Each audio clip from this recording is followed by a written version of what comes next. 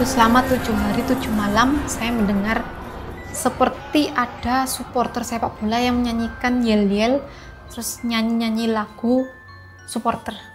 Pada saat itu kan puluhan jenazah itu dibawa ke tempat saya bekerja itu.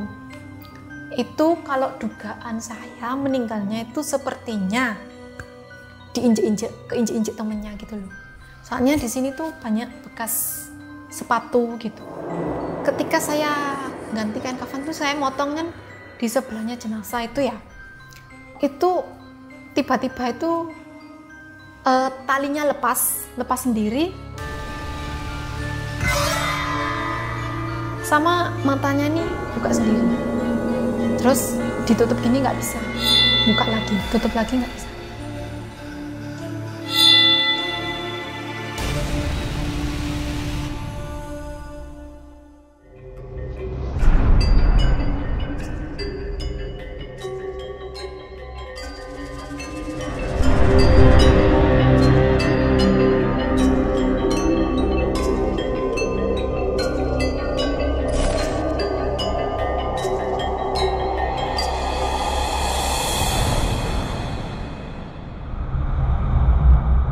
Jadi guys, belakangan ini banyak banget berita-berita horor muncul tuh di home kita. Badai PHK massal tidak bisa dianggap enteng. Gelombang PHK melanda beberapa sektor industri. Di tengah badai PHK yang semakin marak, Bicara soal orang kehilangan pekerjaan alias di PHK, jumlahnya terus meningkat. Dari data Kementerian Tenaga Kerja, Badai PHK. Belum selesai PHK di tempat satu, tempat kedua udah ada beritanya tuh, PHK lagi. Kenapa gue bilang horor? Karena kalau misalnya, jangankan buat gaya ya, kalau misalnya buat makan aja kita nggak bisa beli, perut udah kosong, mau gimana coba? Narasumber yang datang pada kali ini adalah seorang wanita penjaga kamar jenazah. Siapa tahu kalian lagi nyari lowongan dan narasumber gue lagi buka lowongan, bisa banget kalian ngelamar ke sana. Tapi pertanyaannya, mau apa enggak? Nah, kemarin lagi viral di TikTok dan banyak banget para lang RJL Satset request supaya gue undang narasumber ini. Halo Mbak Lena. Ya. Makasih udah datang dari Jawa Timur ya. Ya. Kita lihat dulu nih videonya sama-sama.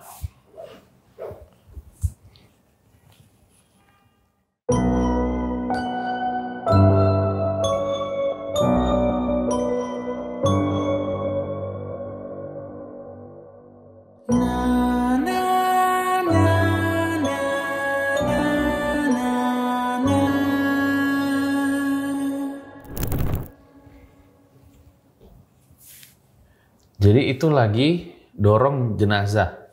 Ya. Mbak Lena itu kerjanya menjaga kamar jenazah. Boleh dijelasin nggak kayak gimana?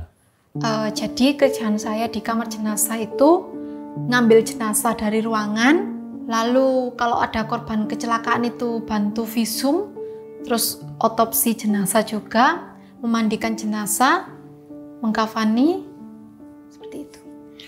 Mbak Lena itu kan S1 keperawatan ya? D3. D3 keperawatan. Kenapa akhirnya memutuskan jadi penjaga kamar jenazah? Karena pada saat itu saya melamar sebagai perawat itu lagi penuh, lalu saya ditawari opsi kedua, ini ada lowongan sebagai pemandi jenazah. Kira-kira mau ndak? Gitu. Karena mungkin banyak yang ditawari itu nggak mau ya. Jadi akhirnya saya memutuskan untuk mau. Kenapa enggak halal gitu ya? Iya. Dan saya dengar juga Mbak Lena kan sudah 5 tahun ya, bekerja sebagai penjaga kamar jenazah. Sering mendapati jenazah-jenazah yang kematiannya gitu bisa dibilang mengenaskan gitu. Dan kemarin juga viral di TikToknya ya. Jadi ada sebuah tragedi di stadion sepak bola gitu. Lalu Mbak Lena nih yang memandikan jenazahnya. Nah setelahnya di kamar jenazah itu seperti suara supporter bola gitu ya? Ya. Terus selama 7 hari 7 malam saya mendengar seperti ada supporter sepak bola yang menyanyikan yel-yel, terus nyanyi-nyanyi lagu supporter. Dan masih banyak kejadian-kejadian lainnya ya. Ditahan dulu ceritanya Mbak Lena. Nah karena gue baik, jadi gue kabulin tuh request lo kemarin para elang dan RJL Satset untuk undang Balena. Kalau misalnya kalian pengen ngirim cerita, bisa banget kirim ke sini, nanti akan dibalas sama tim RJL. Langsung aja kita mulai, berikut adalah ceritanya. Na na na na na na na na na na.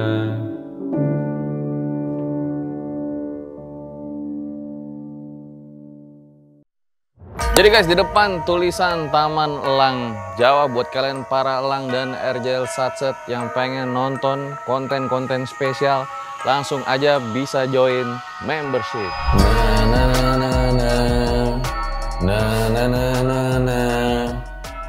Surat terbuka untuk para elang dan RJL Satset karena ada yang baru di bulan Mei ini. RJ5 akhirnya buka membership guys. Woi, buka membership. Apa sih bang YouTube membership itu? Jadi kalau misalnya kalian join YouTube membership, kalian akan mendapatkan beberapa keuntungan guys. Apa itu? Pertama, kalian akan mendapatkan 2 konten eksklusif guys, dimana konten ini nggak ada dimanapun.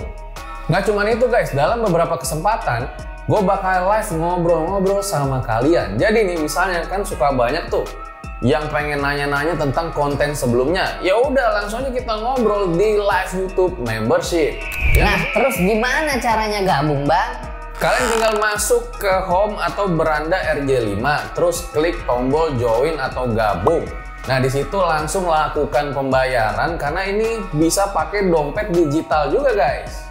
Khusus kalian pengguna Apple produk bisa pakai desktop tuh, jadi tinggal buka browser. Nah, disitulah tinggal join dan bergabung.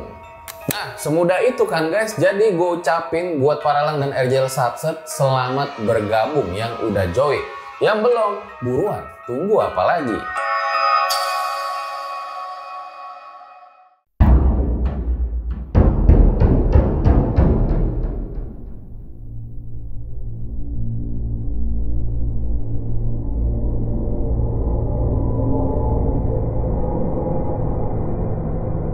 Ya, Balena boleh diceritain awal mula kisah jaga kamar jenazahnya tuh gimana?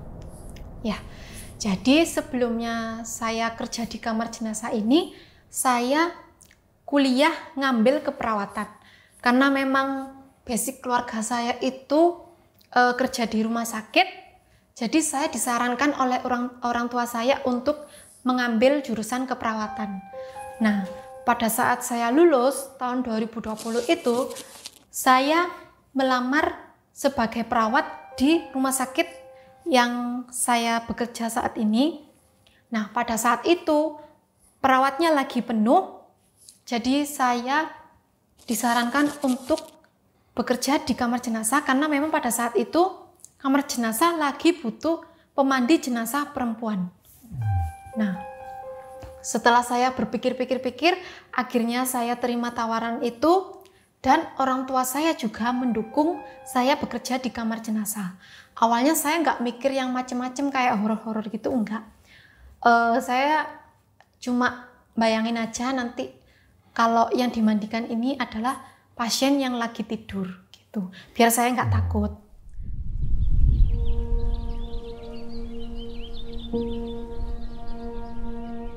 Nah, pada saat itu saya masuk tahun 2020, lagi marak-maraknya jenazah COVID nih. Itu sehari yang meninggal bisa sampai 30-an lebih. Nah, itu awalnya saya nggak ada gangguan-gangguan nih. Terus pada saat saya sudah mulai masuk shift pagi, sore, malam, pada malam ini kita dibagi 2 sesi memandikan jenazah. Nah, sesi pertama ini mulai jam 9 malam sampai jam setengah 12. Nah, pada saat memandikan jenazah ini kan jenazahnya ada sekitar 5-6 jenazah. Kita kehabisan kain kafan. Karena saya di dalam ini kan pakai hazmat, pakai APD, otomatis saya harus keluar motong kain kafan di ruangan yang di dalam. Nah, itu saya copot APD saya keluar dari ruang pemandian ini karena kan ruang pemandiannya itu ada di luar. Nah, saya masuk ke ruangan kamar jenazah ini. Nah, di situ tuh ada ruang loket, tempat istirahat petugasnya, terus tempat freezer jenazah, tempat memandikan jenazah, ruang otopsi, terus sama ruangan buat motong kain kafan. Oh, jadi di satu kamar jenazah tuh banyak ruangannya ya? Iya, banyak. Nah, itu saya masuk sekitar jam 10 malam itu. 10 malam itu saya melewati ruang loket, habis itu ruang tengah, kamar mandi, baru ruang otopsi, terus ruang buat motong kain kafan. Nah, di situ saya itu cuma nyalain 2 lampu. Karena kan ruang otopsinya itu luas banget, itu saya cuma nyalain 2 lampu. Itu memang agak remang-remang ya. Saya motong aja kain kafan itu. Terus tidak lama saya mendengar suara orang jeglekin lampu. Karena pakai saklar ditarik gini, jadi saya dengar jeglek, jeglek, jeglek, jeglek. Nah, kalau teman-teman saya nggak mungkin ya, karena teman saya ini 2 orang tadi itu memandikan jenazah. Yang keluar itu cuma saya aja. Jadi kalau teman-teman saya godain saya itu nggak mungkin. Karena petugasnya cuma 3, saya yang motong kain kafan sendiri, yang 2 ini memandikan jenazah. Jadi dalam hati saya itu cuma, oh mungkin iki ngewangi aku, soalnya ikan remang-remang. Di urupno cek padang, jadi aku gak wedi gitu. Artinya? Artinya itu mungkin ini gak gangguin aku, tapi malah bantuin aku. Soalnya kan lampunya tadi remang-remang, terus dinyalain, akhirnya lampunya nyala semua. Biar saya itu lebih nyaman motong kain kafannya gitu. Saya mikirnya gitu sih. Karena kan gak yang matikan lampu gitu, enggak. Itu malah hidupin lampu. Gitu. Kalau nggak salah nih ada videonya juga ya, coba kita lihat.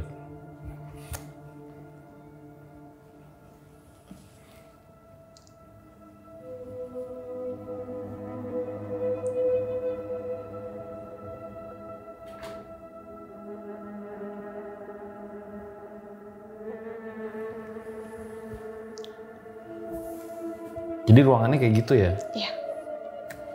Setelah itu saya kembali lagi untuk memandikan jenazah. Selesainya itu sekitar jam 11:30. Nah, 11:30 itu keluarga jenazah disarankan untuk pulang dulu karena memang kan jenazahnya baru dimakamkan besok paginya. Jadi langsung tuh kamar jenazah langsung sepi, semua keluarganya itu pulang. Terus teman saya itu beristirahat ya, saya juga istirahat. Kamar teman saya itu ada di depan, sedangkan saya itu di belakang. Jadi saya itu harus ngelewatin ruang TU, ruang tengah, sama ruang tamu. Baru itu kamar perempuan. Nah, pada saat itu saya scroll HP. Setelah itu saya ketiduran. Nah, sekitar jam 1:30 ini saya itu kebangun. Saya mendengar suara seperti ibu-ibu cewek banyak nangis histeris, teriak-teriak, jadi kayak gitu. Saya tuh kebangun, saya mikirnya, oh apa mungkin ada kiriman jenazah kecelakaan. Jadi saya itu langsung bangun, saya langsung lari ke depan. Itu ketika saya buka pintu, ternyata hening, nggak ada orang, nggak ada siapa-siapa. Itu suaranya itu langsung hilang. Terus saya coba keluar, saya lihat lagi di ruang transit jenazah tidak ada kantong jenazah dan tidak ada kiriman jenazah. Terus saya tutup lagi pintunya, saya ke kamar cowok, saya lihat teman-teman saya semuanya tidur. Jadi saya pastikan itu bukan suara dari keluarga jenazah. Saya langsung masuk lagi.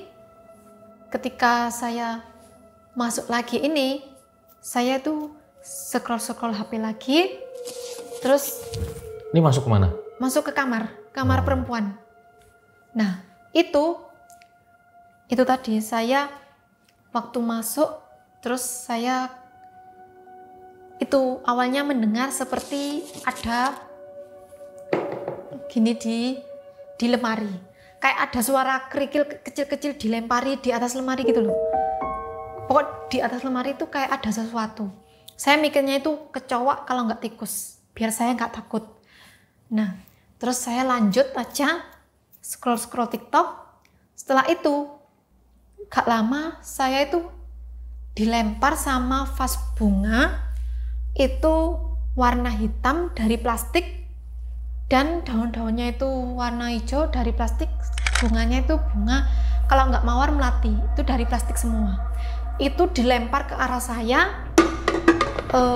Untungnya nggak kena ke saya, tapi lewat atas saya sini, terus nabrak tembok, terus jatuh di sebelah saya. Habis itu saya langsung bangun, langsung saya keluar. Aduh, ini wes gak beres ini, dia main fisik ya. Saya keluar, saya duduk di loket, itu nggak enak rasanya, kayak ada yang mengawasi. Habis itu saya keluar ke depan. Nah, depan kamar jenazah itu kan jalan, tapi kalau malam itu sepi dan di situ banyak warung-warung, dan kalau malam juga sepi, tutup semua. Di situ saya sendirian duduk di bawah pohon, lalu saya mendengar seperti ada orang menggeram, kayak gitu, menggeram intinya. Suara cowok nih. Cowok. Terus langsung saya masuk lagi, saya nunggu di loket sampai pagi, sekitar jam 4 pagi baru teman saya itu bangun semua. Kita lanjutkan memandikan jenazah yang sesi 2. Nah, setelah memandikan jenazah ini selesainya sekitar jam 6. Terus kita mandi semua, saya juga mandi, kita tutup laporan. Terus habis itu saya coba melihat ke kamar perempuan. Saya lihat potnya yang tadi dilempar ke saya itu sudah balik ke asalnya.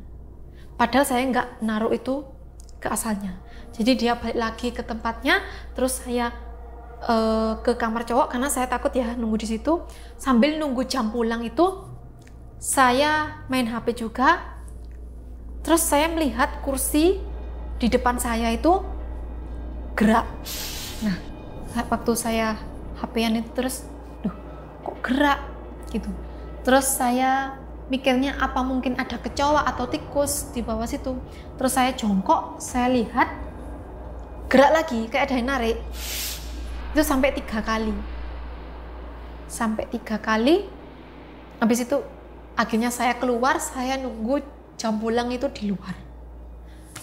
Nah, terus malam kedua nih.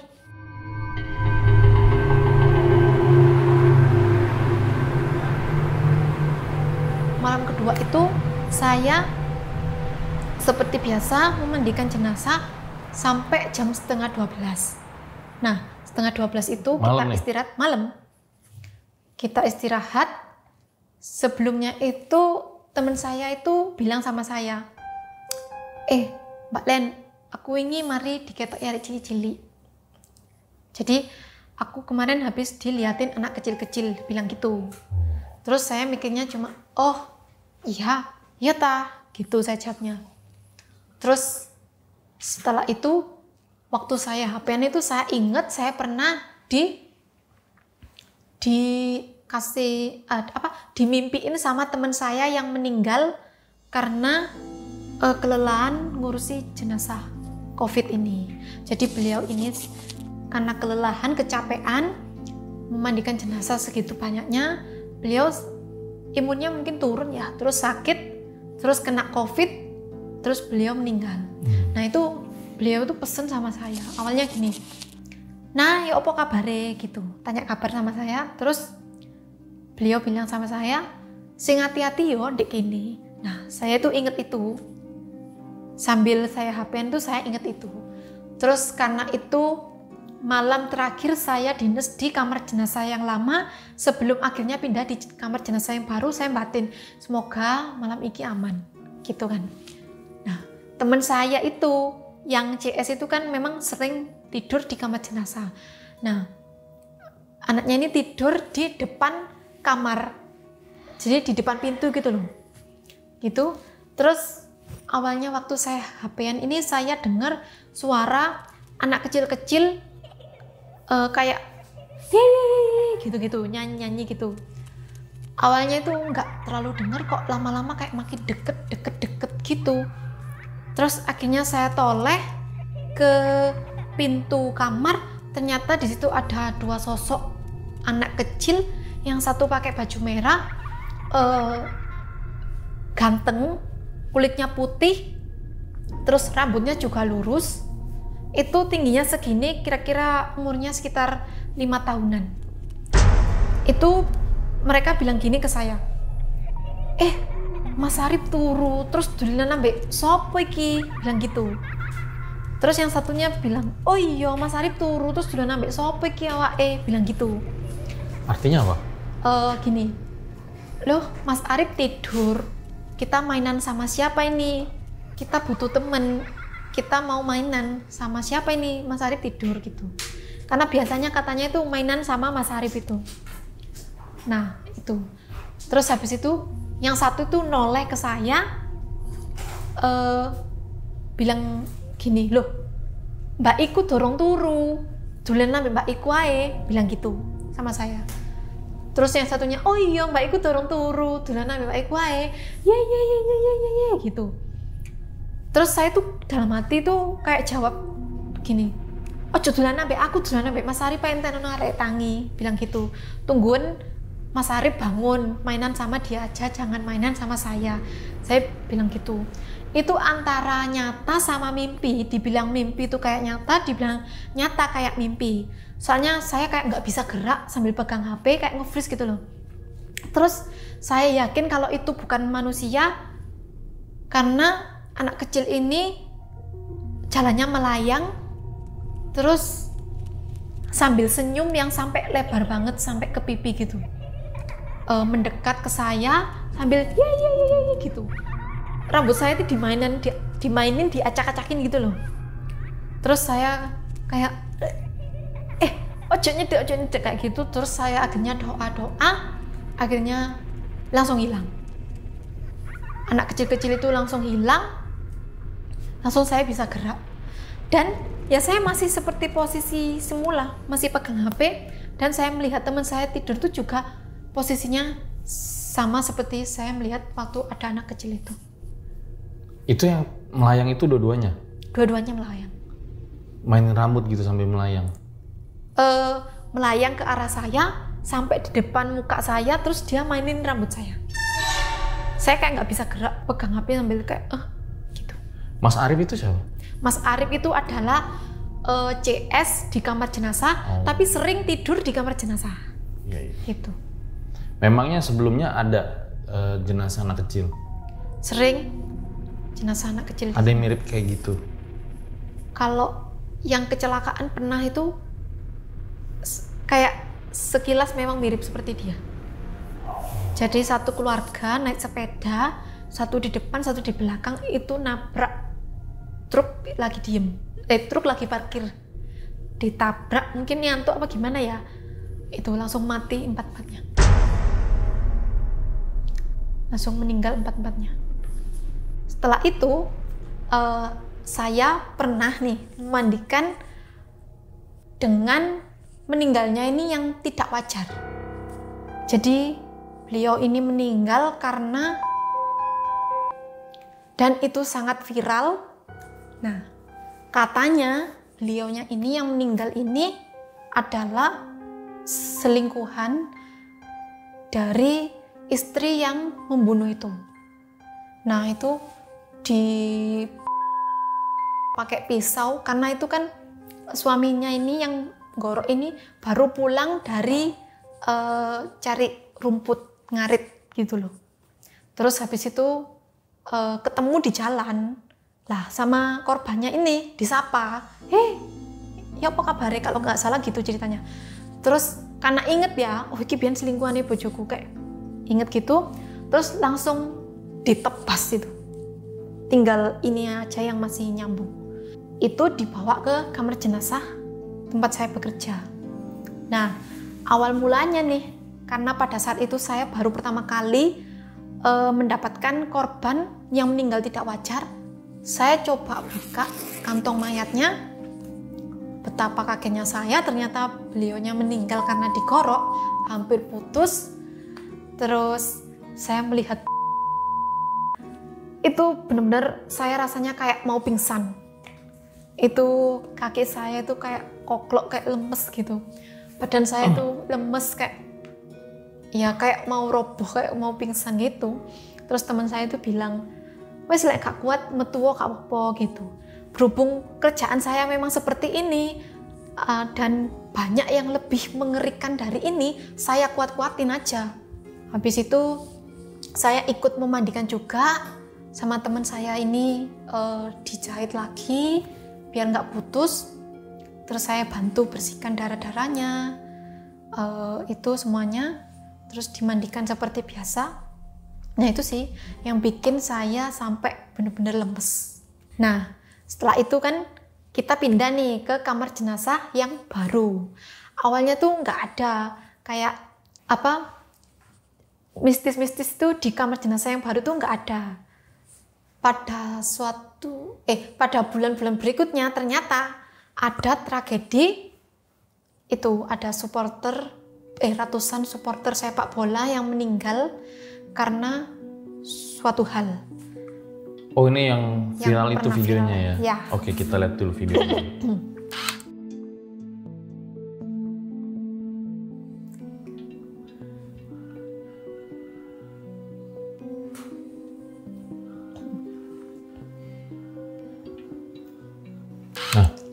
Nah, ini gimana ceritanya? Nah, pada saat itu kan puluhan jenazah itu dibawa ke tempat saya bekerja itu.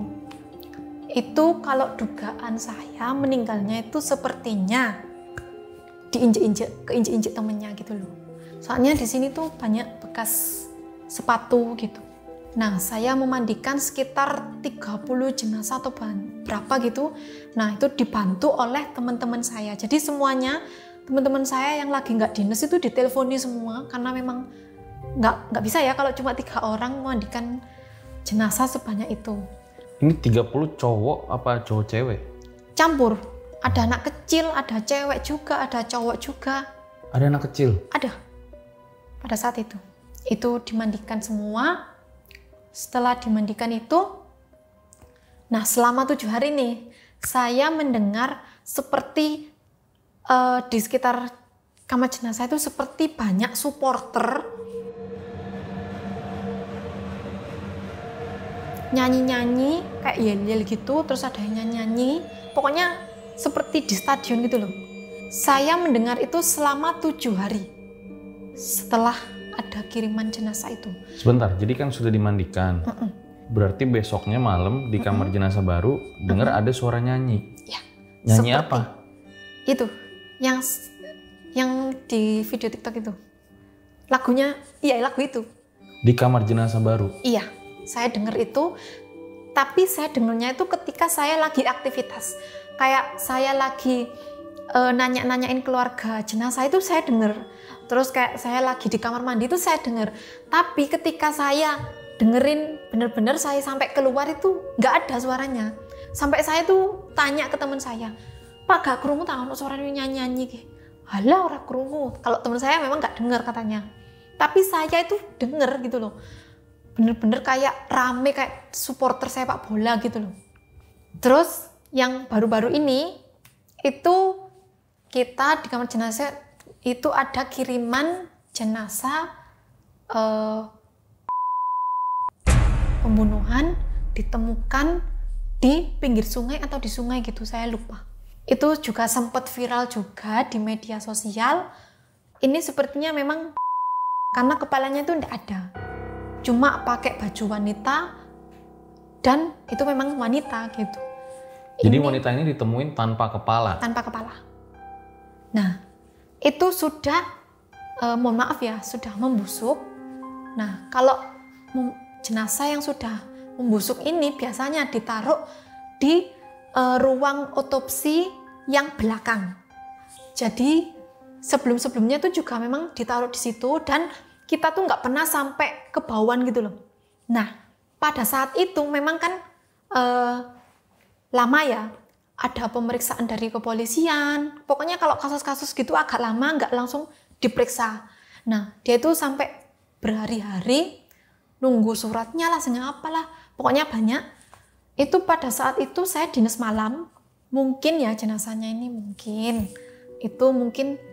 beliau ini minta tolong agar segera dimandikan atau dikuburkan secara layak ya. Atau kan karena memang meninggalnya karena dibunuh, pengen segera diselesaikan gitu loh kayaknya ya. Tapi pas di ruang jenazah, kepalanya nggak ada, apa ada? Iya nggak ada. Oh, nggak ada jadi tubuhnya doang di ruang jenazah. Tubuhnya doang. Nah itu pada saat malam itu kita mulai jam 11 sampai subuh kita itu menyium bau yang sangat menyengat. Awalnya tuh jam 10 tuh bau ya kayak semilir-semilir gitu. Habis bau hilang. Lah semakin malam baunya ini semakin menyengat. Padahal pintu tuh semua sudah ditutup. Dari ruangannya tempat jenazah ini sudah ditutup. Terus pintu yang di dapur itu juga ditutup. Terus pintu yang mau ke loket itu juga ditutup. Terus kamar juga ditutup, tapi baunya itu bisa sampai ke kamar. Kayak jenazahnya itu kayak masuk di kamar gitu loh. Nah itu perkiraan saya sama teman-teman mungkin itu tadi. Minta segera dimakamkan mungkin. Itu baunya itu sampai sekitar jam 3 sampai jam 4 itu. Setelah azan subuh, baunya itu tiba-tiba hilang aja gitu. Terus paginya itu saya sama teman-teman mencoba ngelihat jenazahnya itu ya sambil bilang ya sing sabar, paling sampean membengi jaluk tolong ya mbak ya, bilang gitu ya. Artinya apa? Mungkin mbaknya tadi malam minta tolong ya sama kita, soalnya kan nggak segera diperiksa, nggak segera dimakamkan gitu loh, memang surat-suratnya itu belum selesai. Nah ya jadi kan jenazahnya ini karena mohon maaf sudah membusuk, kita kalau mandikan itu nggak bisa digosok-gosok gini, pakai sabun itu nggak bisa. Karena nggak bisa, itu kita nggak bisa pakai lifebuoy. Biasanya kan kalau mandikan jenazah biasa itu pakai lifebuoy. Nah ini kita pakai rinso. Jadi rinso itu dicampur sama air, diublek-ublek gitu, lalu kita siramkan ke jenazahnya. Jadi mengurangi bau itu pakai itu. Oh supaya baunya nggak terlalu menyengat. Iya. Nah karena jenazahnya ini kalau digosok itu dia itu lembek gitu loh. Kalau digosok malah tambah kulitnya ini nyunyut, bisa protol hancur ya gitu. Nah ini jenazah wanita tanpa kepala akhirnya nyunyut itu? Iya. Karena beliaunya ini sudah lama meninggalnya, jadi udah mulai pembusukan gitu loh, gitu. Nah untuk yang baru-baru ini itu ada kiriman lagi jenazah, itu sampai sekarang jenazahnya masih ada. Itu jenazah sepertinya juga mohon maaf juga membusuk. Itu awalnya itu yang diganggu itu teman saya. Jadi teman saya itu mendengar suara kayak orang di dekat dapur itu ada orang masuk gitu loh. Jadi pintunya itu dibuka cekrek. Terus dipikirnya teman saya ini orang ada niat jahat. Terus sebelum teman saya nyamperin itu langsung ditutup lagi. Jadi cuma cekrek gitu. Nah pintunya ini berat. Kalau kena angin nggak mungkin. Bisanya itu cuma didorong sama orang. Nah, teman saya mikirnya itu orang mau niat jelek, langsung nih teman saya itu lari buat buntutin itu. Ternyata nggak ada orang. Ini tuh dapur mana? Dapur di kamar jenazah yang baru. Dapurnya itu deket sama ruang otopsi, tempat penempatan jenazah yang mohon maaf membusuk ini. Jadi kalau di kamar jenazah baru itu ruangnya ada apa aja? Ruang otopsi, ruang pemandian jenazah, freezer jenazah, terus dapur, kamar mandi, terus tempat istirahat kita. Oh, jadi lagi sendirian nih posisi? Ya itu teman saya. Nah itu terus cerita kan. Sebelum cerita itu nututi ke belakang itu, ternyata nggak ada orang, ditungguin sama teman saya itu. Terus nggak lama itu dengar suara cewek cekikian, kayak hihihi gitu, kayak ngeledek gitu loh. Waduh, apa ini? Gitu, langsung teman saya langsung masuk lagi, terus cerita ke teman-teman yang lain. Ternyata yang mengalami bukan teman saya satu ini, ternyata semua. Dan saya juga sempet itu dengar waktu saya parkir sepeda itu, kan memang deket sama ruang otopsi itu. Saya waktu mau dinas malam parkir sepeda, saya juga mendengar suara cewek nangis. Kayak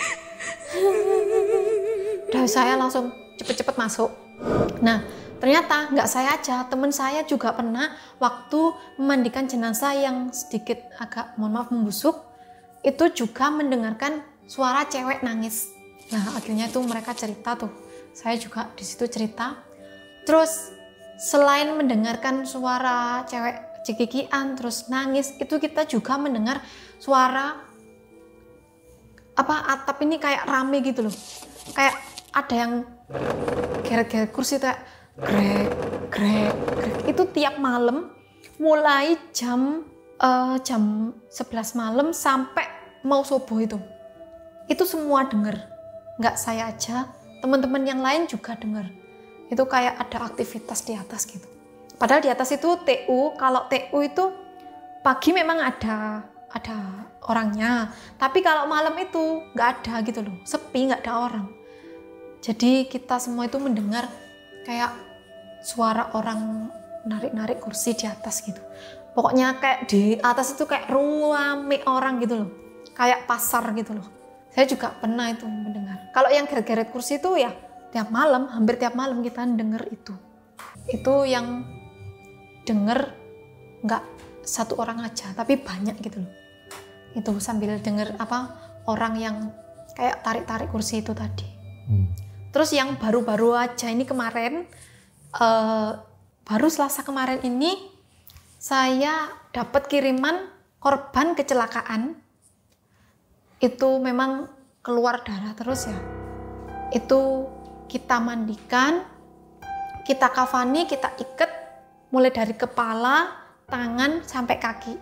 Nah, waktu sudah dikafani nih, itu tiba-tiba keluar darah dari mata sama hidung.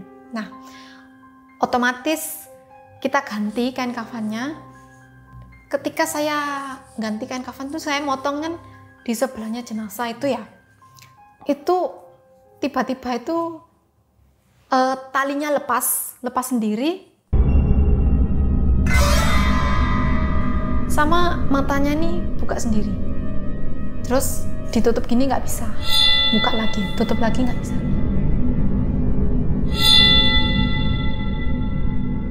Akhirnya kita pasang hepafik.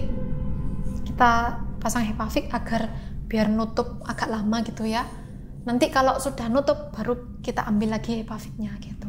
Sebentar, jadi tali pocongnya lepas sendiri? Iya. Padahal udah diikat? Udah diikat. Karena memang mau diganti ya, jadi ya dibiarin lepas. Terus saya motong kain lagi yang baru. Pada saat motong itu jenazahnya di sana. Saya lihat jenazah itu kayak nengok ke saya gitu loh. Kayak gitu ke saya. Terus ketika saya lihat benar-benar jenazahnya, dia posisi seperti semula. Tapi ketika saya gunting lagi, dia tuh kayak nengok gini ke saya gitu. Akhirnya kami ganti itu kain kafannya yang baru, terus kita tutup mukanya. Itu kalau boleh tahu kecelakaan apa ya? Kecelakaan sepeda. Sepeda motor? Iya, sepeda motor. Tunggal? Lupa saya, kayaknya tunggal. Nabrak pohon gitu loh. Oh. Terus ada juga nih, saya pernah juga waktu mendorong keranda, itu kan melewati lorong yang panjang, itu memang agak gelap, dan di sebelahnya itu bangunan yang udah nggak dipakai. Jadi mereka tuh sudah pindah ke bangunan yang baru.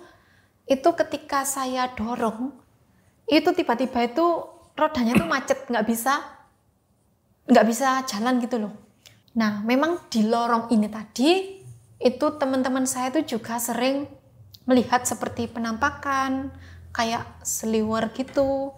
Terus di jendela tuh kayak kadang ada orang yang ngintip, kayak ada orang intip-intip itu. Padahal itu kosong.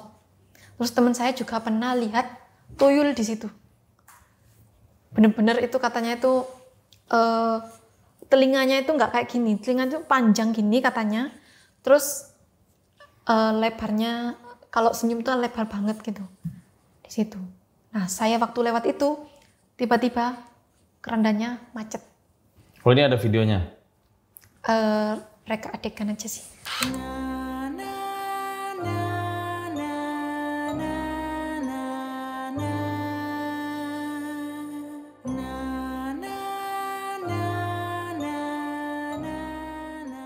Tuh, ya ini kurang lebih seperti ini.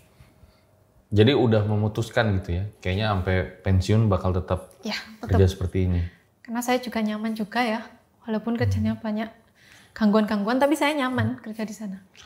Tapi apa sih yang dipikirin sama Mbak Lena gitu ya, ketika misalnya mendapat jenazah yang dia itu seperti belum mendapat keadilan gitu atas kematiannya? Ya, kalau saya sih mikirnya positif aja sih. Saya nggak pernah mikir yang macem-macem supaya saya tuh nggak takut. Walaupun memang ada gangguan-gangguan, ya sedikit gangguan dari mereka. Kalau sehari itu berapa jenazah biasanya mengurusi? Kalau dulu waktu rame-ramenya COVID, itu sehari bisa sampai 30-40 jenazah. Sendiri? Nggak, ada temennya kan 3 orang. Oh. Satu shift itu ada 3 orang, dua cowok, 1 cewek. Kalau yang akhir-akhir ini ya dalam 1 hari itu kurang lebih 15-an lah. 15. Kalau yang sekarang ini kan agak enggak. Tapi banyak. Emang nanti kan pada nanya, emang jenazah COVID boleh dimandiin? Kalau di rumah sakit saya wajib dimandikan. Karena kita semua sudah dapat pelatihan kan untuk memandikan jenazah dengan meninggal karena penyakit menular, lalu seperti COVID ini, kita sudah dapat pelatihan semuanya. Dan itu juga udah ada prosedur K3-nya gitu ya? Iya, sudah ada pelatihannya juga. Terakhir mungkin ya, kenapa akhirnya mutusin udahlah di sini aja sampai pensiun gitu?